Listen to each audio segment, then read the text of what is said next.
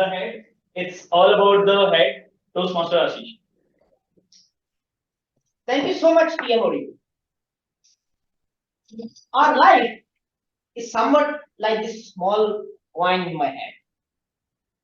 It has two sides. At times, we get head and we know exactly where we are heading.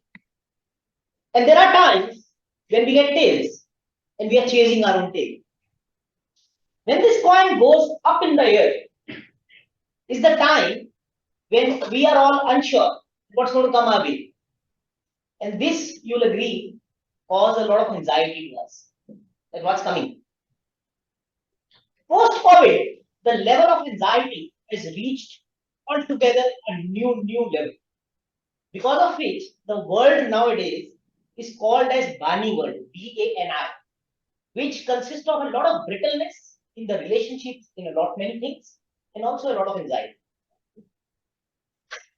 You all will agree with me that there was a time in our life when we had no clue where we are heading. But still, it did not cause us any anxiety. Yes, you guessed it right. It was our childhood. We had absolutely no clue where we are heading. Still, zero anxiety. Today, I thought let's together do a time travel and find out what was so special in that period and what learning can we take from that. So please join me as I go to my own childhood and share with you some of my choicest memories. First thing first, you all would have seen your childhood. I know we don't know when we were 1 month old, 1 day old, 6 months old, 12 months old. How did we look, right?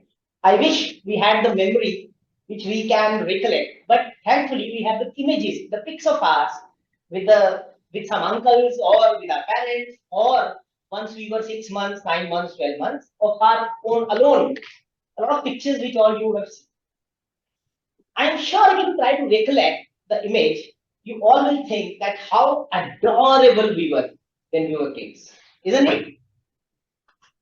If I recollect my own time, I was bright, fair-skinned person, ideal weight as a child, bright eyes, and curly hairs. You all must be thinking, curly hairs? It was my mom who used all her might to comb my hairs. And there was a time when curls of my hair gave up. And you see today, no curls. But still, at that time when I recollect, one of the unique things which comes to my mind is the amount of love which I received from all the people around. I was eldest in my grandparents, in my grandparents' house. And the love I received was not only from the people in the house, but outside. I spent most of my time as a child outside of my home with amazing uncles and aunts and nearby girls who were loving the time they were spending with me. And lucky me was enjoying all this. There was one very strange thought in my head when I was a child. I used to think that I have some superpower. I used to think that I can visualize what's coming and I can change the course of life. And I know you must be thinking that is it strange, unique? Did he lose his head? What exactly happened? But I have such a strong conviction that yes, I can visualize the future and change the course of it. As the time progressed,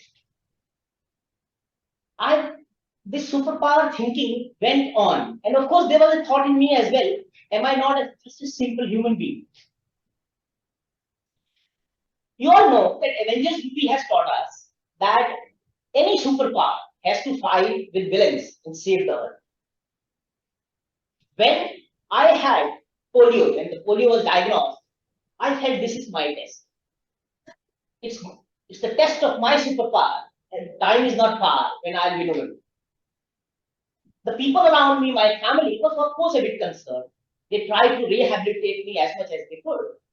And at times, some uncles or aunts from outside used to come, and they used to say in a very sympathetic tone, "Oh, what happened to him? He's such a nice child. God gave such a difficult challenge to him. What happened? As a child, I thought, that, what are they thinking? Are they really out of their head? What exactly has gone wrong with them? I thought this was the test of the superpower.